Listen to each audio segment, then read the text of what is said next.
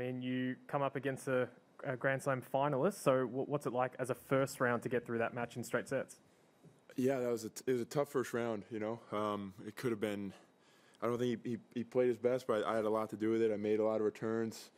I served better than him, and when you're, anytime you're playing a server, such as him, they get uncomfortable when the other guys are the better server, right? So I think that's what, like, Isner's had a great record against other guys like me or Evo or Kevin, just because no matter who Isner's on the court with, he's going to be the best server. So I think today I was the better server, and pressure kind of added up, and you saw some uncharacteristic misses, I think, on his serve that were because of my serve, if that makes sense.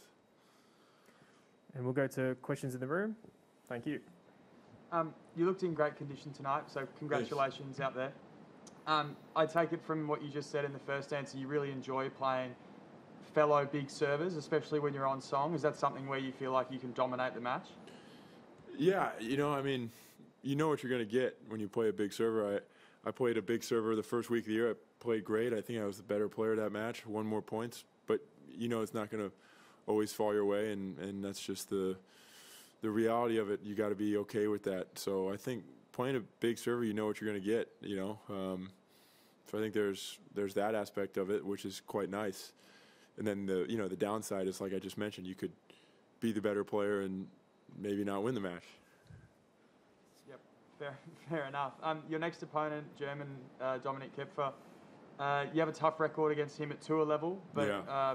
Prior to the more recent matches, the head-to-head was in your favour. Yeah. How do you feel ahead of that matchup, and do you feel like you're progressing to a point where you might be able to turn it back on your fortunes? I mean, I'd like to think so, but I've lost the last 8 sets to him now consecutively. U.S. Open, Wimbledon, and as well in Madrid. I think he returns very well, and he serves a lot into my body and with his lefty slider serve, and so he's got my number. I know what he knows what I'm gonna do. I kind of know what he's gonna do, type of thing.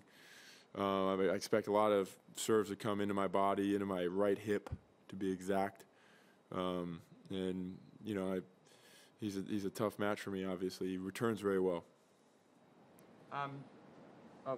Keep going, I guess. Thank you.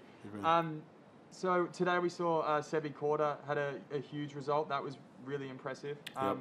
I think last I checked, Tommy Paul's doing well on court as well. There you go.